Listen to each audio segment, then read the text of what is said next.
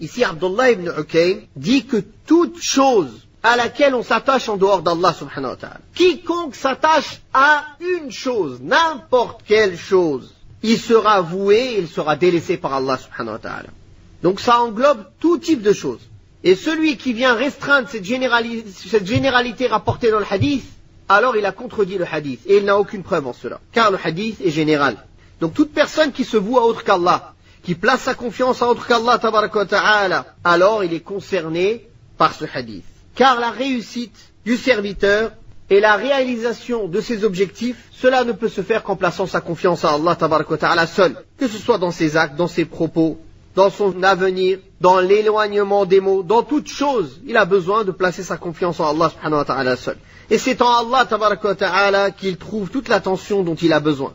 Et c'est en Allah tabaraka wa ta'ala qu'il trouve la paix de l'âme et la joie. Et c'est à lui qu'il doit être attaché, et c'est à lui qu'il doit s'en remettre seul subhanahu wa ta'ala, et c'est à lui seul, en lui seul qu'il doit placer sa confiance. Quiconque atteint ce degré et cet état en reportant sa confiance totale en Allah tabaraka wa ta'ala et en chassant les créatures de son cœur, alors il verra qu'Allah l'aidera et le soutiendra, même si toutes les créatures se lient contre lui. Allah ta'ala, il va lui ménager une issue de secours et une issue de sortie.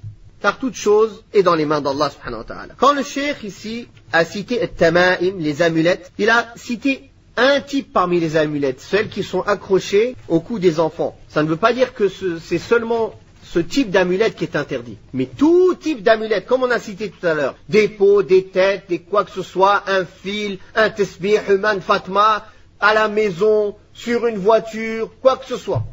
Même Cheikh Ibn Baz, rahimahullah, a dit, celui qui met un Coran dans sa voiture ou dans sa maison, avec l'intention que ça va protéger sa voiture, alors c'est une innovation, c'est interdit. On ne dira pas que c'est du shirk, car le Coran c'est la parole d'Allah, et c'est un attribut d'Allah. Donc il n'a pas pris aide chez autre qu'Allah subhanahu wa ta'ala. Mais c'est quand même interdit, c'est une innovation. C'est quelque chose qui ne fait pas partie de la voie du prophète sallallahu alayhi wa sallam, comme on va le voir bientôt. Donc quand le cheikh a dit, cependant si cet élément accroché n'est autre que du Coran, alors certains prédécesseurs l'ont toléré.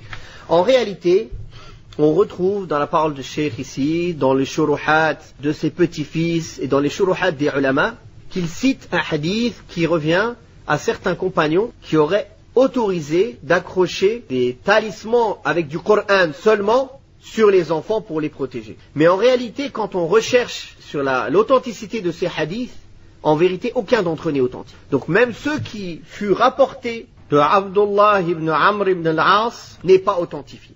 N'est pas authentifié en réalité. Et au contraire, ce qui est authentifié, c'est ce que Abdullah ibn Mas'ud et ses compagnons faisaient, c'est-à-dire qu'ils détestaient cela. Et al-karaha chez les salafs, chez les pieux prédécesseurs, ça veut dire al-tahrim, l'interdiction. Ils voyaient l'interdiction de cela, même si c'était du Coran. Mais si une amulette ou un talisman ne comporte que du Coran, on ne dit pas que c'est du shirk.